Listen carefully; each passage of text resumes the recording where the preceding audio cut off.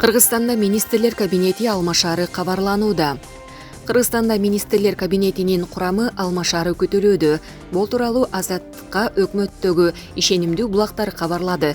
Маалыматка ылайык, министрлер кабинетинин төрагалыгына учурдагы экономика жана финансы министри Акылбек Жапаровдун талапкерлиги каралууда. Жаңы өкмөттүн курамында өзгөрүүлөр болуп, 12 октябрда жарыяланышы мүмкүн. Өкмөттөгү ишенимдүү булактар Улуттук коопсуздук комитетинин төрагасы Камчыбек Ташиев азыркы кызматын сактоо менен бирге коопсуздук тармагын тейлеген вице-премьер-министр кызматына дайындалары күтүлүп жатканын билдирди. Президенттин басма сөз кызматы бул маалыматты растагандагы четке каккандагы жок. Президент Садыр Жапаров 5 майда Конституциянын жаңы долбооруна кол койгондон кийин өкмөт министрлер кабинети деп өзгөртүлүп, өкмөттүн жаңы түзүмү жана курамы бекитилген.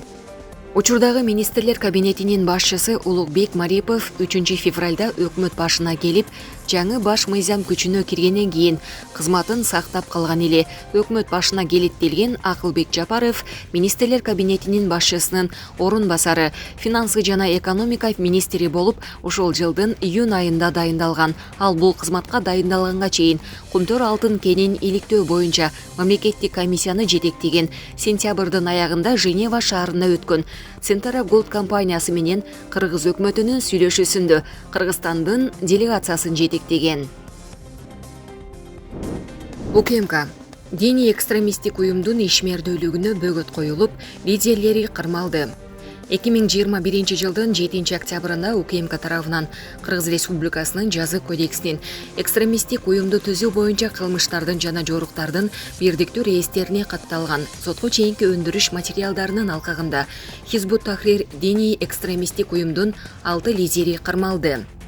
Бул адамдар экстремисттик идеологияны жайылтуу үчүн диний сабактарды өткөрүшкөнү жана 50дөн ашык Кызылкая шаарынын тургундарынан турган диний экстремисттик уюмдун мүчөлөрүнүн жыйынын ай сайын уюштуруп турганы аныкталган. Алардын жашаган жерлеринде жүргүзүлгөн тинтүү иштеринин натыйжасында экстремисттик маанайдагы адабияттар 36 даана китеп, 20 даана китепчелер, 25 даана баракчалар, 13 даана дептерлер, 15 даана уюлдук телефон, 15 даана электрондук маалымат алып жүрүүчү каражаттар, 1 даана ноутбук табылып алынган. Кармалган жарандар Кадамжай райондук ички иштер башкармалыгынын убактылуу кармоочу жайына киргизилип, алардын кылмыштуу байланыштарын аныктоо боюнча тергөө аракеттери жана ыкчам изилдөө иш-чаралары жүрүп жатат.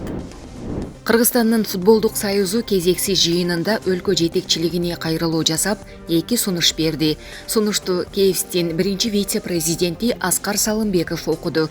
Аны 27 делегаттын баары бир добуштан колдоого алышты. Биринчи сунушта футзал калысы Нурдин Бокоевди дүйнө чемпионатынын финалдык беттешин тейлеген эмгеги үчүн мамлекеттик сыйлыкка көрсөтүү демилгеси көтөрүлдү.